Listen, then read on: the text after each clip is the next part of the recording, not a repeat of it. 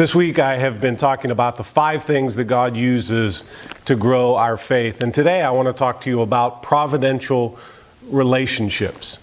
Because relationships are a very powerful force in our lives. All of us have experienced relationships that pull us in the right direction, and all of us have probably had relationships that have pulled us in the wrong direction. There are times that some of our greatest regrets are the result of the people that we have met. And we've had friends and we've had classmates that maybe have pulled us in the wrong direction. But on the other side, I'm sure that there have been people in your life, a teacher or a coworker or a neighbor or a friend who really was brought into your life to help you move forward and to help you grow in your faith.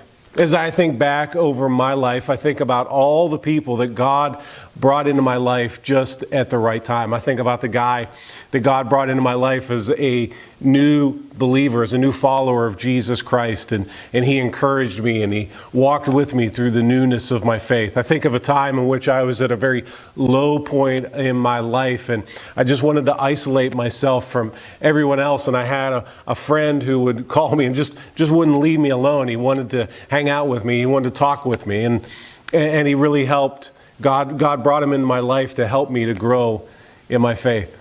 And so I'm sure that as you look back over your life, that there were times in which God brought people into your life. And maybe your story can sound very similar. And you may say things like, boy, God brought this person, or this person came into my life just at the right time. Or hey, I remember this time that this person invited me to go to church with them. Hey, I remember this time that this person just called and wanted to meet together with me, and their lives intersected your faith.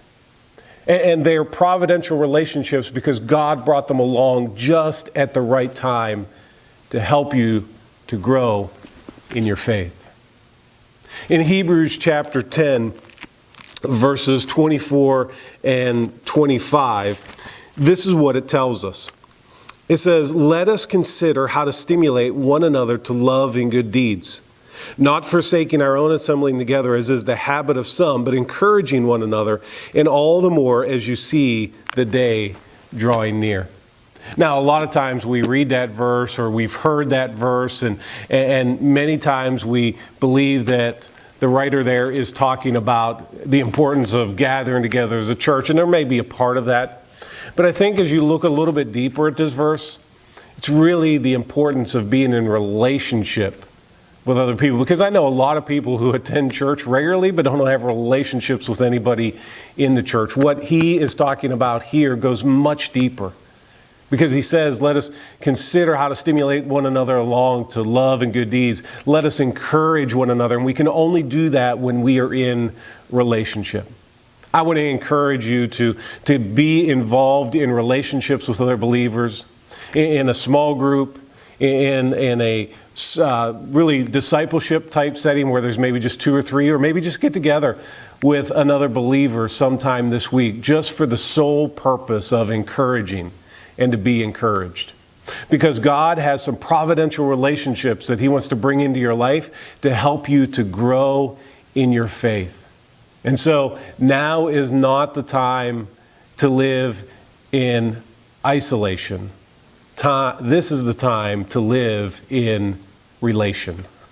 To be related to other believers, to be in relationship with one another.